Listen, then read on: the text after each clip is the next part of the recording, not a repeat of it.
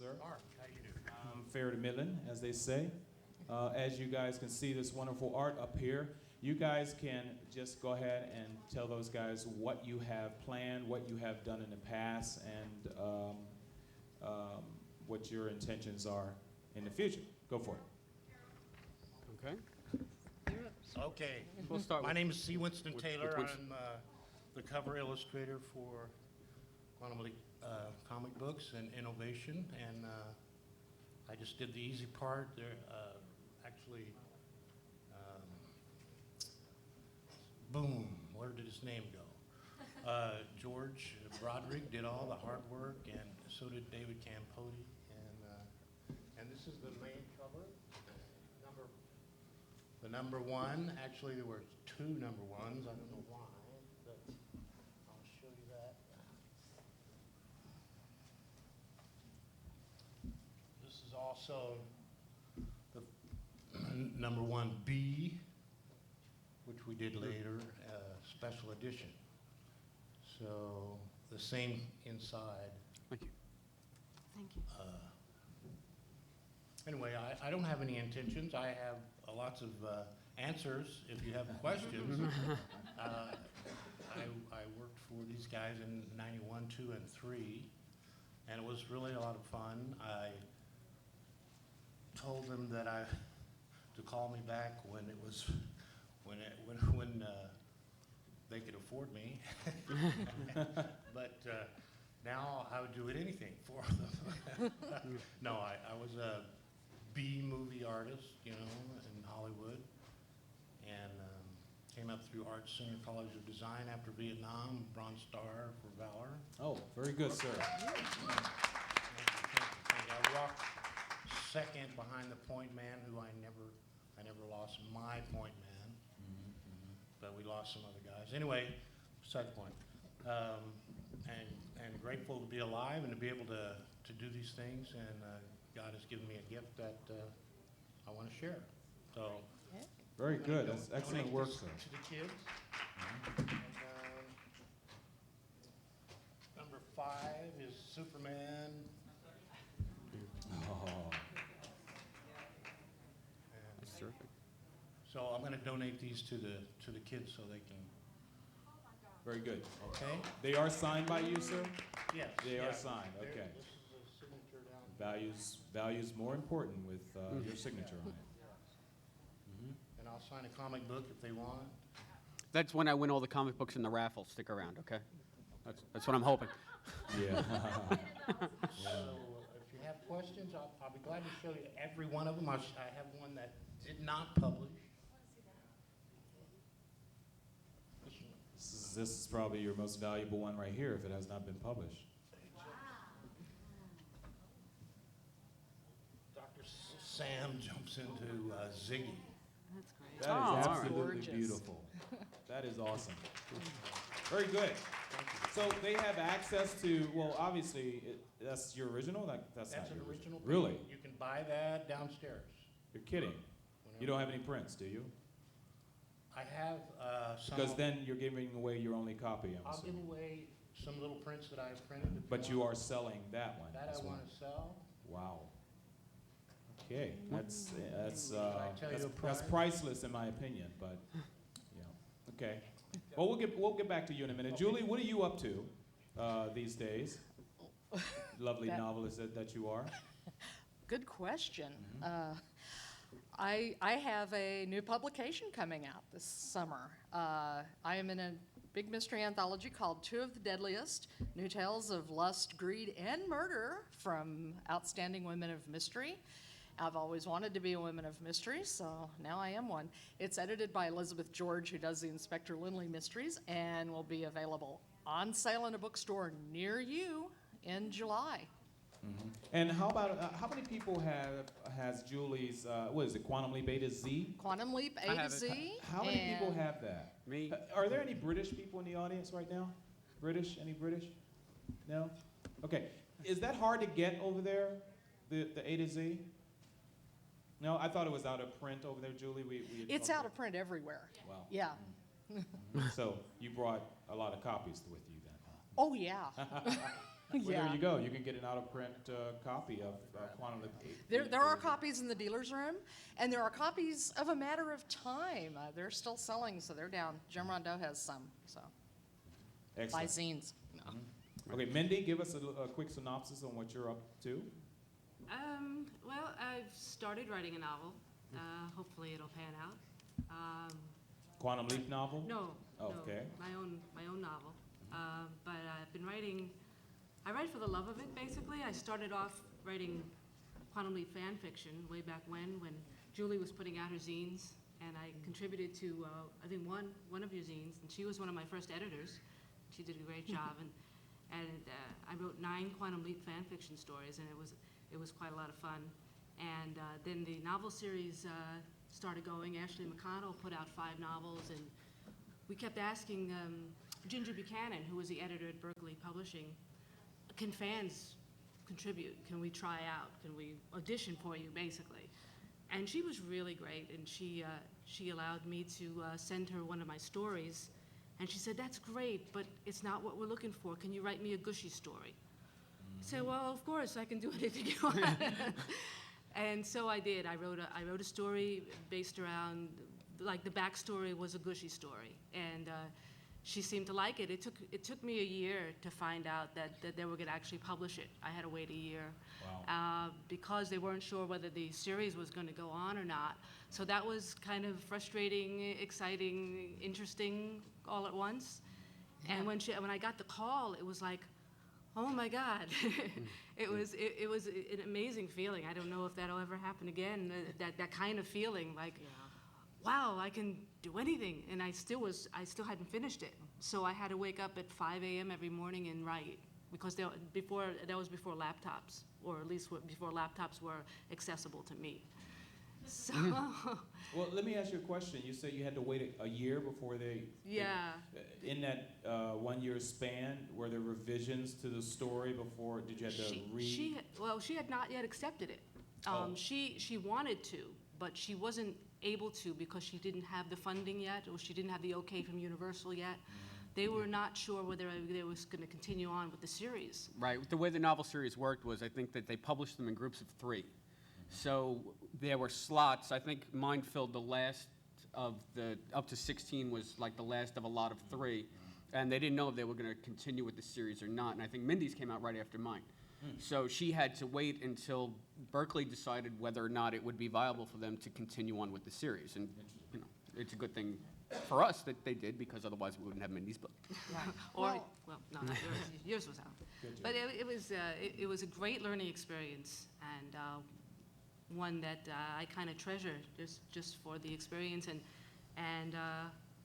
you know, hopefully the people enjoyed the work, and that I could contribute to this fandom in a really special way, and it's something that I'm very thankful for. Well, you know, if you put anything else out in the future, you have obviously a cover artist sitting I do. you know, Yeah. right Yes. there just I to, do. to contribute you know, any art. Julie, you were going to say something. Oh, no, I was just going to make a comment that the publishing industry in general moves at a very glacial speed. It's True. It's slow. This anthology that I've got coming out, it's been in the works for like 3 years, and I got the check for it like a year ago, and it's still not coming out till next July. That's how long stuff takes. Wow. Yeah. Wow. Yeah. Are you aware any other Quantum Leap? I know fanzines are all over the place and they pretty Yeah. much hit the circuit, but you guys are pretty much on the pro end. Do you know of any other pro Quantum Leap books? None whatsoever, you're saying? Now, the only company that had the rights from Universal was, you know, Putnam Berkeley, and they started this Boulevard imprint just because of the Quantum Leap series. I think they were trying to use the Star Trek novel program as their template, obviously, and the Star Trek novels are still coming out, I think 9 a month, so obviously that's a From moneymaker. Pocket Books, I do. Yeah, Right. pocket books, Yeah. right. Yeah, same. So same that group, was yeah. the model they were going on, and Ginger seemed very hopeful for a little while, because once the titles started growing, she said it's like peeking its nose out of the shelves. Now there are a couple of Quantum Leap titles, so you can notice them in the tie-in sections, but I have not, since the demise of this book series, seen any other I would say, what, official licensed tie-in for No, prose. there was one in England, but I think they came out about the same time as the other novels did. The Ghost in the Gumshoe? Wasn't that just Ashley's? Weren't those were just novelizations of episodes, I thought? Yeah, they were. Yeah. Yeah. I don't think that those were actual original stories. They were No. just episode novelizations. They were maybe Right, one or two yeah. per book. Yeah. Okay. Yeah. Well, here's a question for everyone on the panel. And remember, folks, if you have questions for these wonderful people, you can line up at the microphones again. Ask them a question. Outside of the obvious answer to my questions, which is what was your inspiration, even though you were aware. Wait a minute, you were putting the books out during the series run.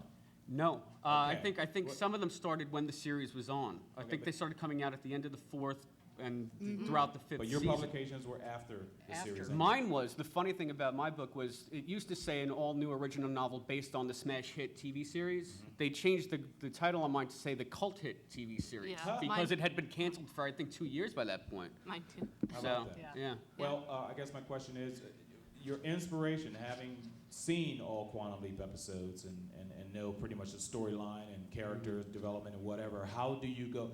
We've seen the fan film A Leap to Die For, which was pretty much original. You leap to try to stop the death of Princess Di. What was your inspiration? Did you have any ideas such as that to maybe put into a book, historical aspect, or just another storyline? Yeah, you want to? Oh, well, my inspiration was having seen the show. I think it was the episode Raped.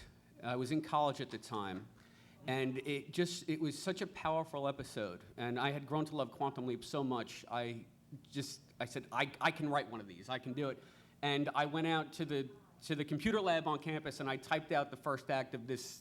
This is a script called Paradox that I wrote. I knew nothing about writing. I knew nothing about the TV business. I finished the script. I sent it off FedEx to Universal, thinking, okay, they're going to love it. They sent it back unopened. But that was sort of my first dabbling in Quantum Leap fiction. And then I was at the bookstore, again in college, and I saw Ashley McConnell's book out on the shelves.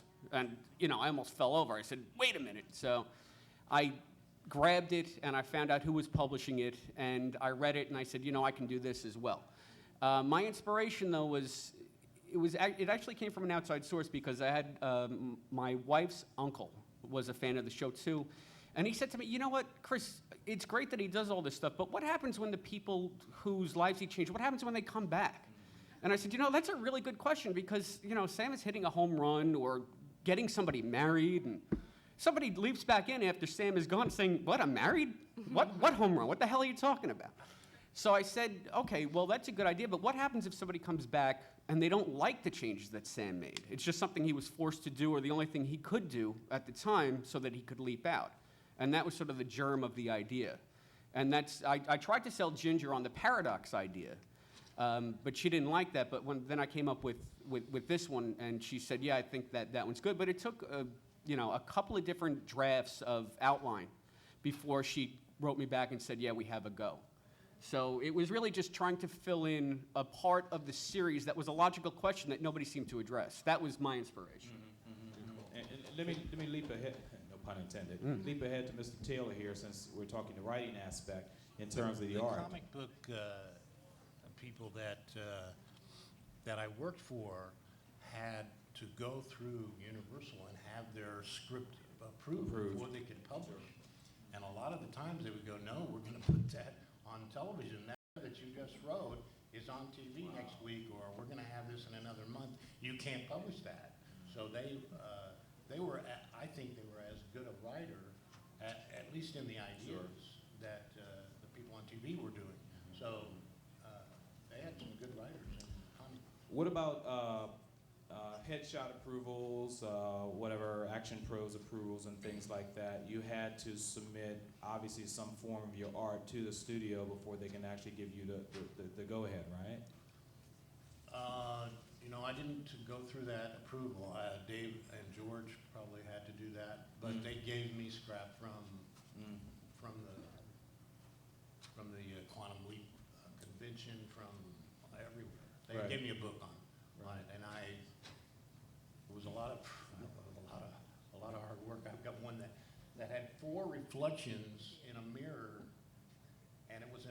impossible. And I pose myself for all of them, Right. and then I try to make up his head, and I try to find a piece of scrap that would fit that head, and then turn him in the mirrors. I can show it to you, but it'll take me a minute.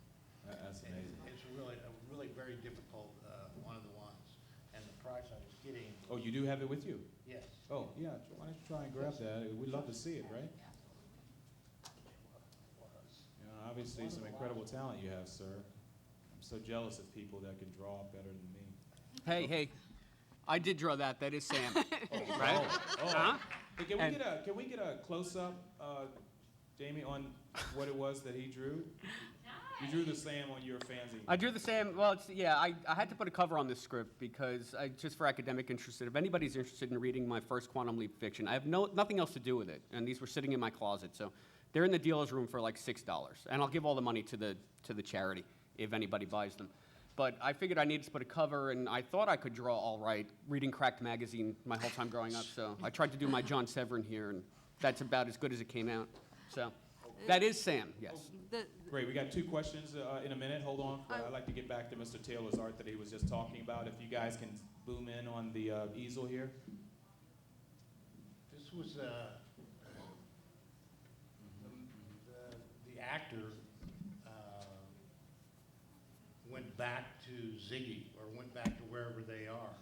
And then, of course, Sam jumped into his life.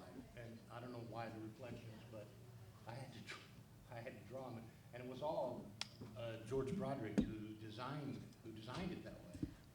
Which was, I'm in front of my mirror at my house, and somebody's taking a photograph of me doing those things, and then I got to go find a head to match it, which was very difficult. This one, I love this one. This was on a Arsenio Hall for about 2 seconds. I'm sorry, can you This repeat was that? Arsenio Hall when he was Okay. when it was 90s. So on the talk show? For about 3 seconds, and it was in a magazine, Starlight magazine. Huh. And he jumps into a man that's going to be. You're going to be electrocuted, obviously. Yeah. Speaking, Oh, boy. I have a request, if you don't mind. Speaking of our novels and media appearing on television, I once saw a sci-fi show called Sciography. I think they had like 2 episodes. Quantum Leap was one of them. And they had my book up for about a 1/16th of a second. If anybody has a copy of that, can you please get in touch with me? Well, Because- to answer your question, the gentleman who has a question here may be able to help you. Go Okay. for it. Hi, Dan from Minnesota, and yes, I have a copy of Sciography. Okay. It's on VHS, if that technology still exists. I can get all the VHS. I work in television. They're throwing the VHSs away. That's how worthless they are these days. I still have my 8-track. I can send you 100 VHS tapes. Okay. My question is, I guess, more toward the comics and the novels, but I believe in the comics, the last issue was 13, and they had him finally leap into a baby, but then was the comic canceled because we never, in the TV show, they never could figure out the logistics of having Sam leap into a baby, but in the comic book, you could easily solve that. Can you repeat him? I Uh, didn't hear it. There was a comic where he leaped into a baby. Yes, it was the last comic that was produced, and I believe the leap out, he finally leaped into a baby. Did I'm Mr. like, Taylor do that cover or piece of art? Yeah, I think It was never- Christina Mavridis wrote that one, didn't she? How do you know about it if it was never published? Well, because they have to leap out, it was the tag at the end of the book, I guess, Yeah. to lead into Yeah. the next book. I and understand. then the comic Yeah. book was cut short, too. I see. So we never did get the baby episode. Anybody have any information on that? Julie? No? I know Christina Mavridis wrote the story, and it was based on a story she had written for Quantum Chain, which was a zine that I did. And that's really all I know about it. She was real excited. I think the Alice Place board has her story there, I think. Well, I guess it's a wait-see kind of thing, huh? Yeah. Yeah, go check the Alice Place Quantum Leap board. I think it's there. Yeah. Don't forget to get up with Chris later, so you can. I'll give you my business card, so please don't disappear. I do appreciate it. Mindy, to you, was there any inspiration or based on your novel, since you had a Pro One published as well, Well, I had been writing quantum leap fan fiction for a while. I'd written 9 stories, and doing that, I think a lot of people put down fan fiction. They think it's just kind of silly. But if you really look at the genre, there's a lot of very talented people doing it. I regard myself as lucky to have found an outlet to actually get pro-published, because it doesn't always happen, but there's a lot of very talented people doing that kind of work for the love of it. There's something to be said for doing something for the love of it and not getting monetary, anything monetary for it. So after doing that and then finding out there was a novel program on tap, and like I said, I contacted Ginger, and she was really nice, and she more or less said, well, I'd like a story. She didn't actually tell me what to write, but she told me elements of what she would like to see in the story. So I basically made what she wanted, sort of the backstory, and I had Sam leap into a guy who was supposed to help an agoraphobic woman, and Sam's character lived with this woman who was this man's mother, and was all about how Gushy came into play with these characters. But I don't want to tell you unless you. Oh, come on, you got us going now. Well, Gushy, it seems, had a relationship with this woman that was Sam/Noah's mother, and they had gone ballroom dancing. It seemed that Gushy kind of chickened out on continuing that relationship with this woman, and they never got together. But in this book, Sam tried to make it right. Right. So, in any case, so that was my story, and it was a lot of fun to write, and I feel very honored to be part of this whole universe. So. All right, good job. I'll second that. Mr. Taylor, what's that you have in your hand? That's pretty. We're talking about babies. I think he was, this was supposed to be, this was after the fact, I guess, the 13th one, and it's supposed to be a growth chart, which George designed, that would fold out, and they could take it home and put it on their wall and measure their children. I don't know if he had planned for this to be Scott as he grew up, or Sam, or, and of course, Al is always transparent somehow.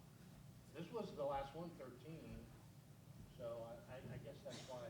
Can you hold that up a bit so our camera guys can kind of beam in on it there? Yeah. Oh, yeah, the alien cover. And that's pretty cool. Yeah. Beaming into an alien. I had my children had to pose for You know, guys, I mean, we're here sitting here talking to artists and writers here, and you guys, we all have imaginations. Can you imagine Sam beaming into an alien? Wouldn't that be an awesome episode? I'm going to disagree on that. Special effects, I'm sure, but I think that would completely ruin sort of the dynamic that the show set up. I don't know where they were headed for the 6th season they had mapped out, but I heard he was going to leap into the far future. If you look at the tag at the end of the mirror image script before it was, the black screen, it was Al leaping into a space bar in, I don't know, some far future point as a woman. And it was the bartender who left him there. And it seemed to me that they were going to completely break all of the parameters that they had set up for the series if they were going to continue on to a 6th season. So I, for one, am going to say I'm glad it ended before it was ruined by the suits, because I know that Don probably didn't want to go that way, but he was under pressure to get the ratings up or to do whatever. And that's why Sam was Lee Harvey Oswald, after Don explicitly said early on that, Sam will never leap into Lee Harvey Oswald. It's just the reality of television. So I, for one, am glad that, they were able to end it with a show like Mirror Image, which, I'm sorry, everybody hates it. I think that's one of the best series finales I've ever seen. I'm in love with that episode. okay, we have a question over on the other side, sir. Hey, my name's Jacob from Los Feliz, right up the street. Mark, I have to hand it to you. You're such a good moderator. You kind of stole my question about inspiration. Oh, I but but I'm going to try to change it up in a different way. So if you guys can answer it differently or just say, hey, this was already asked, feel free. I was wondering if you set out always to write a Quantum Leap story, or if you had another idea floating around in your head, and then you said, hey, let me twist this and turn it into a Quantum Leap story, if that makes any sense as a question. And then also, just as a writer myself, I'm a little bit curious about your writing processes. Like Mindy said, she would get up at 5 in the morning. Like, do you do it early? Do you do it late? Do you goof off? Do you jump right into it? And the rewriting process that you guys go through, just a curious point for me. Julie, do you want to start? Or? Okay. Okay. Well, my book, this is a nonfiction book, but I was working on a novel when the plug was pulled on the program. And so I have kind of an unfinished novel sitting there on my hard disk that I keep thinking I'm going to finish someday. Would y'all like me to finish it? Yeah? Okay. Maybe I will. It was a story that I had been kicking around, and I had pitched something entirely different to Ginger, and she said, well, what about if we did this? And so the nature of the story was that because of the Simo leap with Al, he could actually leap along Al's timeline too. And so he ends up leaping along Al's timeline, and there is a whole murder mystery that goes on, and there is tangential stuff with Al's family, and Trudy's there, and Al's trying to do what he can to save Trudy, but there's a lot more to it. Please finish that. Okay. I agree. Writing process, I write by procrastination. That's me. I stare at the computer, I find other things to do. The internet is a Poison. real pull. I like get on my laptop and turn off the Wi-Fi and go somewhere and try to write. But I set up times that I make myself write. Because if I don't do that, I'll lose the discipline and just not write. I'll just get lazy. So I set up times. At work, I'll write on my break. At home, I'll write when I get up in the morning, even though it's really early.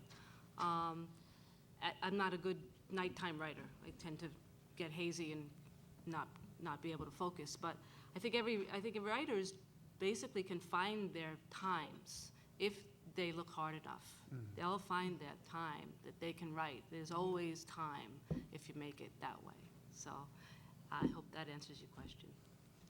And I subscribe to the Julie method of procrastination. It's gotten to the point where I sit down with cue cards because if there's even a hint of Internet Explorer anywhere near, where I'm writing, I'm not writing. Firefox, dude. Firefox. Dude. Oh, I'm sorry. Well, whatever. Yeah, Firefox. And access to a broader world that's outside of my head. Well, when it came to writing this, I did not own a computer. I just had a little, like a Brother PC electric typewriter, laptop deal that my wife bought me, and it just wasn't up to the task because it didn't have enough memory. I would get like 3 chapters, and it would say full. So I'd have to put everything on a disk. So what I did was I had a pretty good job right by my house, and after work, I would go to the office starting at around 7 or 8 o'clock, and I'd stay till 2 or 3 o'clock in the morning, and just listen to the radio and write in my office. And that was terrific because there was a comfortable location with no distractions. Now I have a house, and I have my library with the computer in the library, which, again, a wall of books is a great distraction. So I find myself going to the library to write and not getting much done. As far as inspiration for Quantum Leap, it's never been a story in my head that I've wanted to turn into a Quantum Leap story because Quantum Leap is so rich and diverse, and there's so many unique facets that you can explore. Every Quantum Leap story I've done, whether it be the script or the book, and there's a post-mirror image story that I wrote that's on Brian's site, on the Al's Place site you could read. It has always been with a genesis in Quantum Leap because it's something that I love. So it's not something that I would ever take a novel idea because, I mean, let's face it, there's nowhere you're going to sell a Quantum Leap story these days. There are no outlets left. So why would I take a novel idea and twist it into Quantum Leap? It would just be wasting a novel idea. And there's enough within the Quantum Leap realm to explore if you want to keep doing fan If fiction. I could interrupt on that point you made, though, Chris, I disagree with you. There's a resurgence going on right now. The DVDs popping up and Quantum Leap on Ion. Right. I mean, I'm watching No, it more I'm watching now. it too, but watching it and DVD sales are one thing. As a professional writer, and I'm in TV, so I can look at this stuff on the business side. There's nobody ponying up money for Quantum Leap scripts Sure. or books. Sure, yeah. And as a pro writer, or an aspiring pro writer, because this is my first and only professional sale. I just got another rejection letter last week.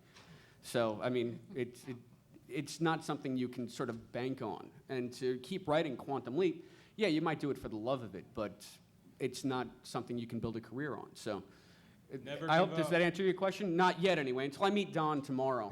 And, he says, I love that book. We're working on a resurgence. Come and write for me. Oh, it does answer my question, Chris. I guess what I was saying was when your original one came out, was it from the get-go, when you could write a Quantum Leap book, was it might have been a different story, but I turned it into No, Quantum because Leap or- because the germ of it was what happens when somebody comes back to their changed life. It was so uniquely Quantum Leap that I would not have been able to write this kind of story in any other venue, I see. unless I was ripping off Quantum Leap. I think Don did a great job in this medium because today we have vampires that are good guys, like good is evil and evil is good, and it's all mixed up. But Quantum Leap is such a great idea. Where's the movie? And then we'll make a series out of it on TV. I wish.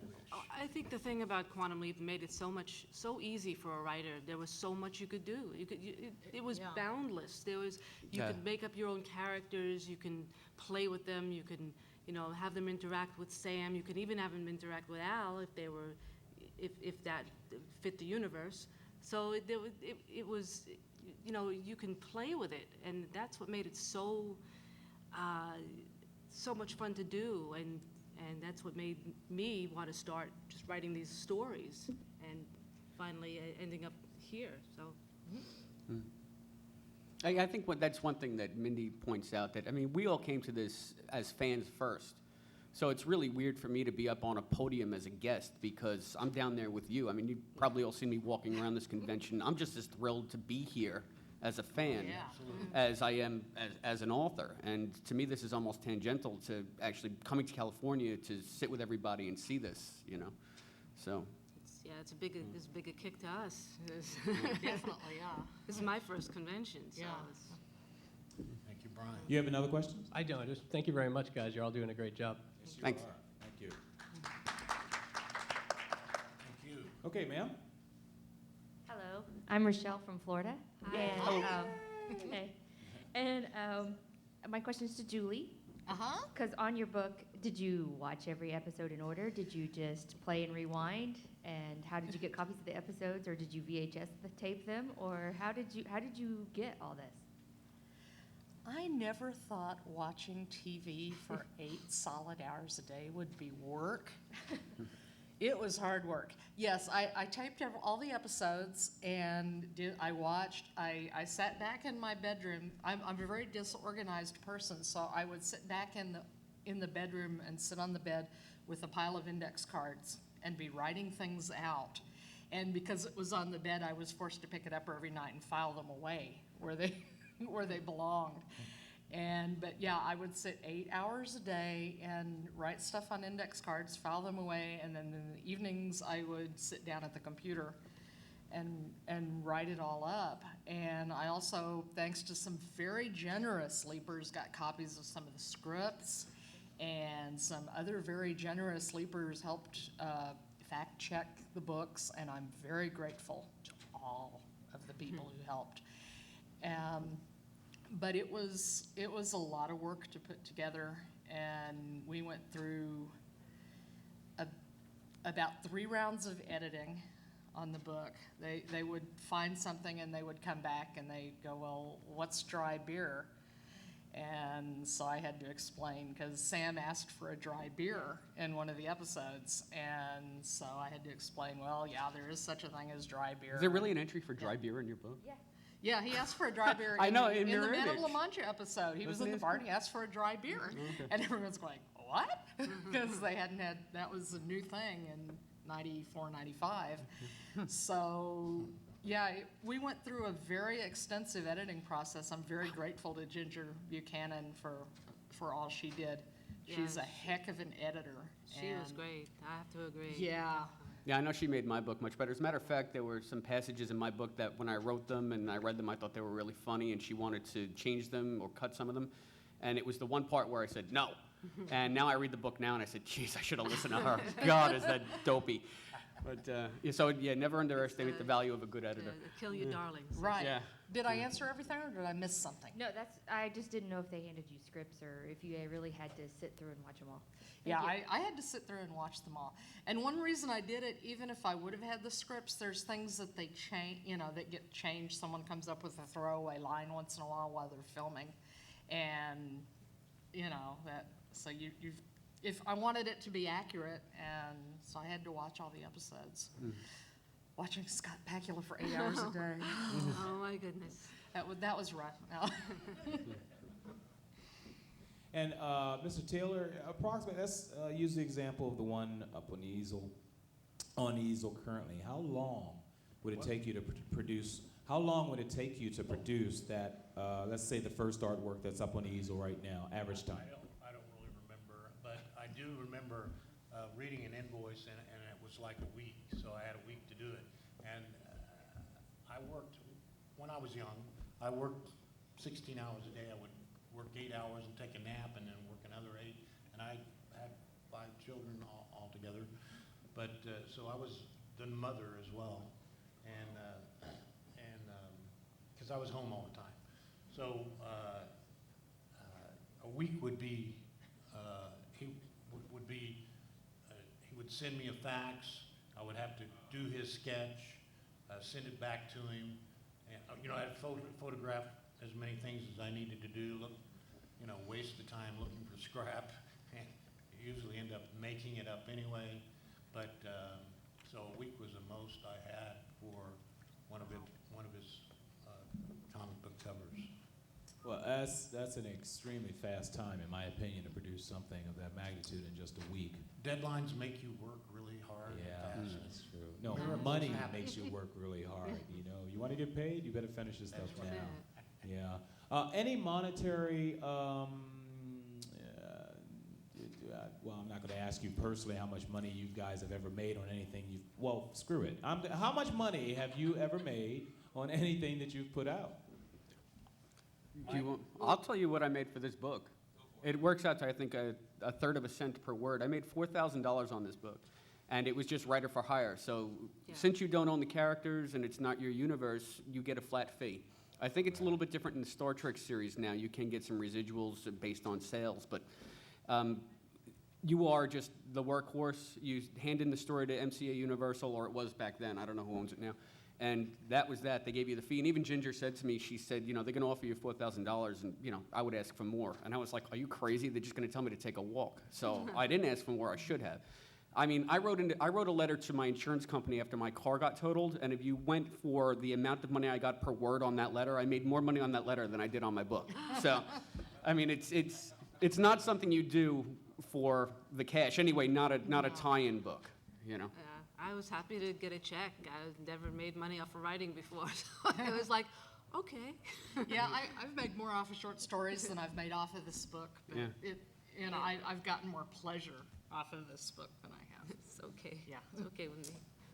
Well, I'm sure, Mr. Taylor, you're the big, money maker here. He's the big butter and egg man up here. Yeah. You can just look at your stuff and see the worth I in it. made $400 a cover, and they kept paying me after they went out of business, so I don't know.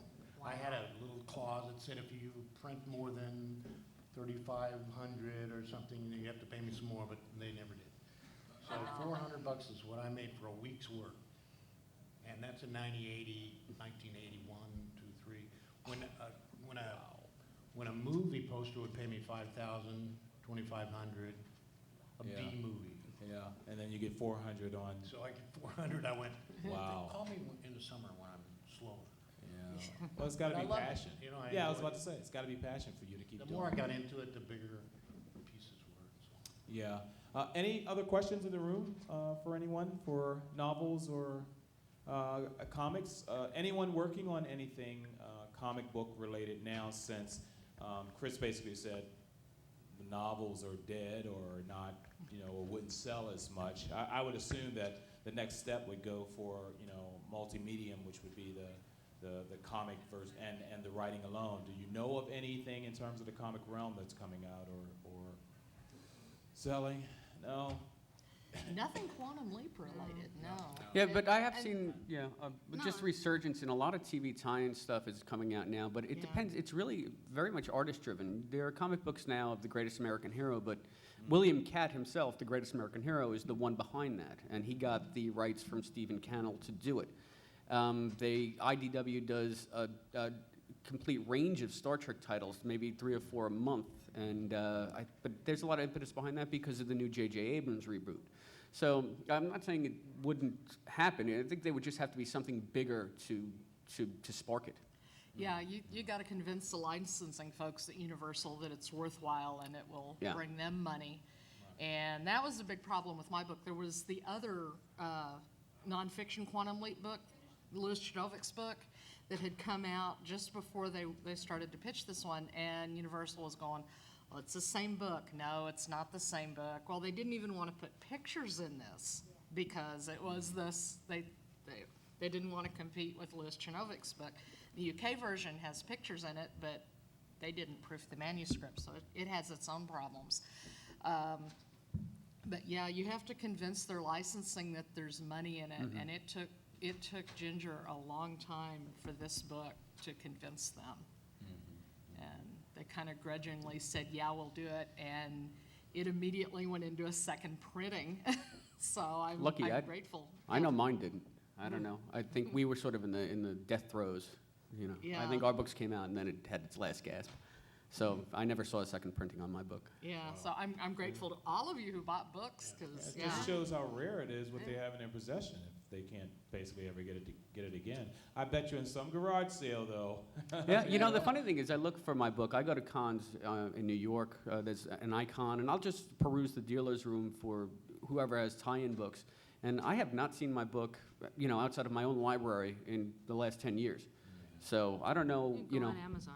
I mean, Yeah, you can get it online. I'm just Yeah. interested to, ever see it somewhere on a shelf because as a book junkie, that's my You can thrill. find them at the used bookstores sometimes. Yeah. I found yours there. I saw Oh, yours yeah? there, yeah. It's funny because I saw Random Wendy's. Measures at the bookstore in my town. Yeah. So, yeah. Yeah. Okay, another question? Well, more, it's, I got my Walden's Books card to get the Quantum Leap series. So that's what took me into the actual bookstore. But everybody had kind of mentioned Ashley McConnell because she was like the first one and all that. Does anybody know what she's doing now, or if she's planning to come back or anything like that? I know they tried to find her, and I tried to find her. She had retired from Sandia a couple of years ago, and she's been writing horror and is a member of the Horror Writers Association. And I think they had tried to find her through that. I do con running, and so, I have contacts. I was trying to find some of these people, and I couldn't find Ashley. But I think she's still out in Albuquerque and still writing, but that's all I know. And then as like kind of a second comment is, I bought my book, but a lot of my friends I introduced into Quantum Leap by handing them my book. Oh, And they actually read it because it had the backstory and it had the hire and the thoughts and what happened after. That was just excellent. And all that. So that's just what I want to say. Thanks. Thank you. Okay, this one is going to be the last question for the day.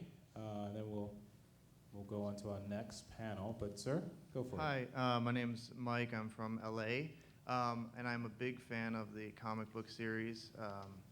C. Winston Taylor's covers are awesome. And actually, that one, I don't know who it was, asked about the child episode, or the comic book with the baby in it. It was actually called Two Dweebs and a Little Monster. I believe it was supposed to be the comic after the final Alien 113. And the script is on Al's place. The guy sits right here on the end, and he's not in the room now, but he'll probably. I'll want that catch up with them information. later. But yeah, I did want to know if we could see the rest of your covers, and also will you have them on display later? Yes, in the dealer room. Is it the dealer room or the display room? You don't know. You have a table where you're selling your wares? Yes. So he says, yeah, it's probably the dealer's room then.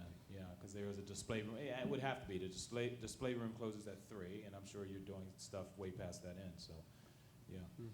And just out of curiosity, you said you had a piece there for sale. They're all for sale. actually, the first one with my signature, I'm gonna sell for $1,000. So the rest of them are a little cheaper, but this first one sold out, and it's got the editor and the designer. Actually, I designed it, but they made me wrap it around, so they designed it, you know. they- Right, yeah. And this was already, you know, the quantum leap symbol really came from the. Right, sure, so- sure. so We I all wasn't know really that. designed for that. Yeah. But anyway, yeah, I wanna sell that, I wanna sell anyone that you wanna buy, and I have two that weren't published, at least two. You have two unpublished pieces. Yeah. And you will be selling the rest. Hmm? Someone's asking, do you have a set price? In other words, are you negotiable? I want $500 a piece for them. That's Yeah, reasonable. no, it is reasonable. Original artwork, sure. Yeah, So, yeah, good girl. Pull those credit cards out. Come on, get this economy going. sure. Can I get a sense, can I ask a question? Go for it, hey, sure. I mean, I think that there might be some disappointment from the novel fans. They're saying, that's not Elizabeth Storm. I just want to know who is your favorite novelist in this series? Because it seemed to me it was far and away much of Elizabeth Storm's works. Angels Unaware, and Prelude. No, that was Ashley. that was Oh, Ashley. it was Ashley. She did the Al MIA one as well with Maggie. So I'm just, if you can just shout them out, I'd be interested to know. No? Angels Unaware is mine. Yeah. Angels Unaware. I had Deborah sign it. Okay. That's two angels already. Anyone else? Any favorite? Pulitzer was the other one. Pulitzer, that was it. Yeah. No? Okay, just curious. Okay. Well, these guys will be around, and they've been around all weekend, and you'll have your opportunities to talk to them again, the party tonight and at their table. You guys leaving to go sign? Or? Yeah. Oh, okay, Yeah, we're all gonna right. go That's So- what they tell us. Yes. So, Okay, so they are going downstairs to sign. Okay, we'd like to thank these folks, Mr. Taylor himself, Julie, Mindy, and Chris. Mindy, obviously they misspelled your name in the book. Did they? They call it out as Mandy. Oh, well. Yeah, but we all know you now as Mindy, so don't call That's her all Mandy, right. folks. Thank you so much for this novels and comics panel. Really appreciate it. Very, very informative. Thank you. They will be down in the dealer's room, so if you have more questions that you want to put to them, they are definitely available. And buy Mr. Taylor's stuff, okay? All right, he's got to try and get home, so. and we'll be in the autograph room. All right, thank you. For those that are hanging around for the next panel, hang around. Thank you. Thank you, everyone. Thanks, everybody. Thank you, guys. Thank you.